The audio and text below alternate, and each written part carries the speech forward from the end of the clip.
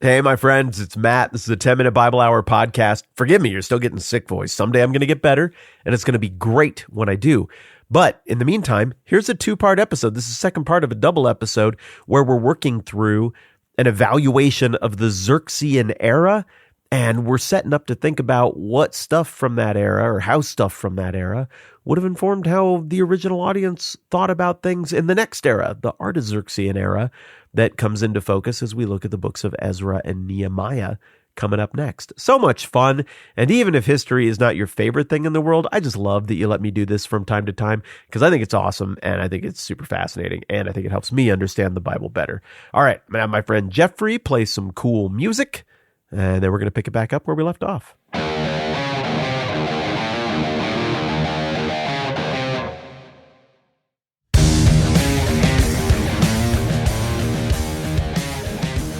Another aspect of the Xerxesian era that I think people would have looked back on and remembered with clarity would have been the building aspect of his reign. He seemed to want to expand on the stuff that his dad had built, and so he built up Persepolis. He made improvements at Susa. There are engravings to that effect that you can still see in both places, or maybe they've been moved, but they were in both of those places.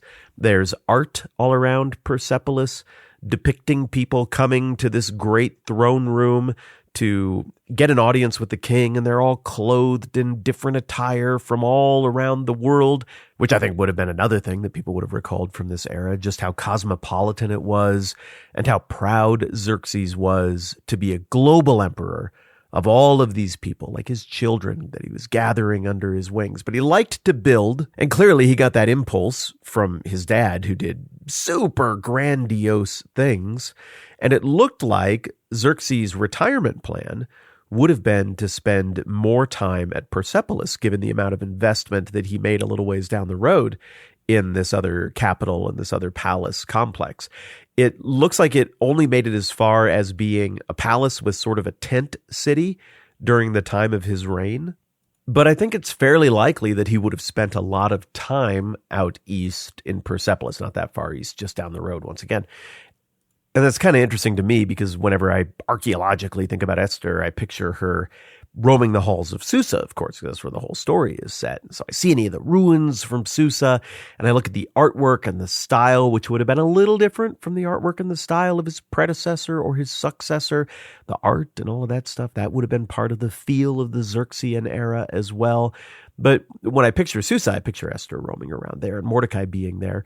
But also, it seemed like he really liked Esther, and that makes me think that Esther would have traveled with him to some extent, and my guess would be that she roamed the halls of Persepolis as well, and if he really did find her to be the most pleasing, most agreeable of his wives, I think it's reasonable to imagine that that Persepolis building project that happened after he was married to Esther might have included a bunch of stylistic touches and flourishes and input, accoutrements even, that were provided by or inspired by the keen eye, the tasteful eye of Queen Esther. It's kind of fun to think about.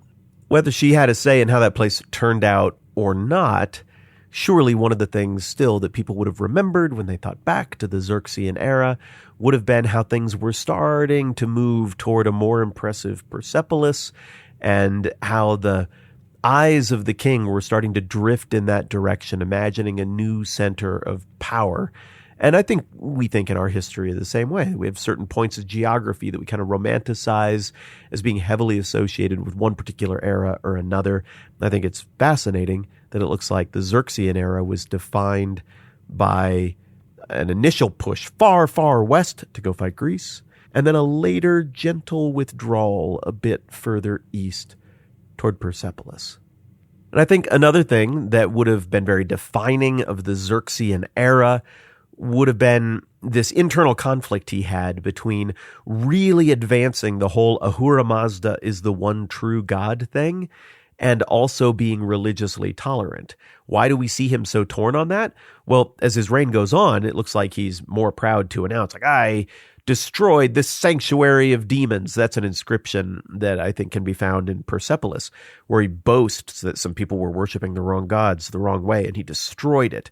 So we see that he wants to crush some other religions that he views as being problematic. But maybe that impulse was tempered a little bit by the lady with whom he shared a bed. Seems like he had a soft spot for Esther. Seems like he had a soft spot for the Jews. Seemed like all of these early Achaemenid kings, including Artaxerxes, Xerxes' successor, had a soft spot for the Jews. So I suspect that one of the ways that people after Xerxes died would have remembered the Xerxean era would have been that he tried to do religious tolerance and at times did, but you could always sense that that was pretty tenuous, and you could always sense by his policies and demeanor how he actually wanted things to be.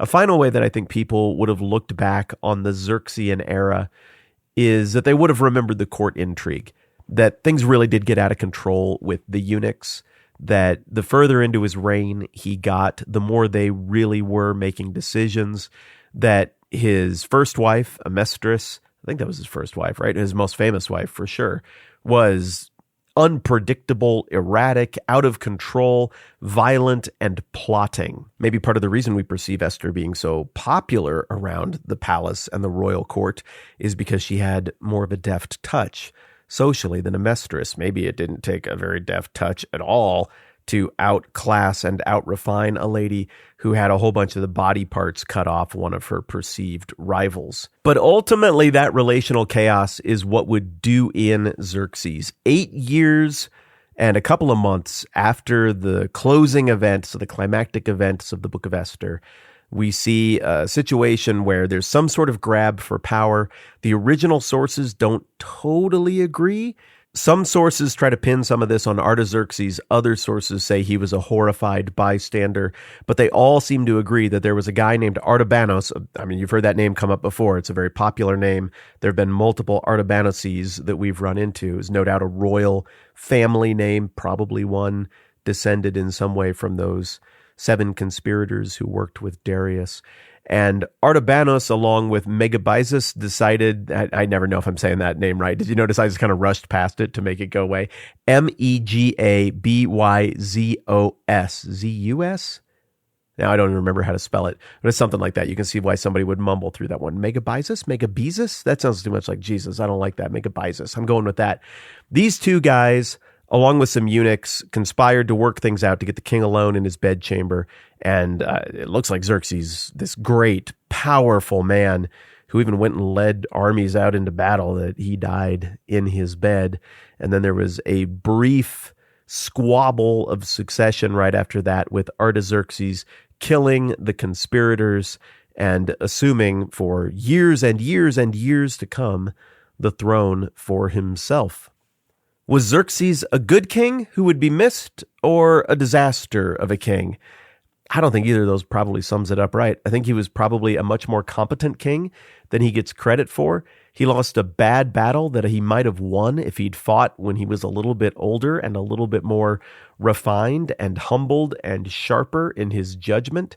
He seemed to have a little bit of trouble with the ladies, and it seemed to be insecure to the extent that it negatively affected the empire at times, as other people could step in and manipulate him for certain outcomes. It looks like the final few years of his reign went better, at least for the Jewish people, with Mordecai overseeing things and lending a steadying hand to how all of this played out. What happened to Esther and Mordecai after the death of Xerxes? I have no idea. But there are some very interesting legends that have emerged over the centuries about these two characters, and I thought it might be fun to look at a couple of those next time around. And with that, we say goodbye to the Xerxean era of Persia for the time being. I'm Matt. This is the 10-Minute Bible Hour podcast. Let's do this again soon. This podcast exists because many of you kick in to make it happen, even though you don't have to. Learn more at thetmbh.com/support. We're grateful because that supports our family.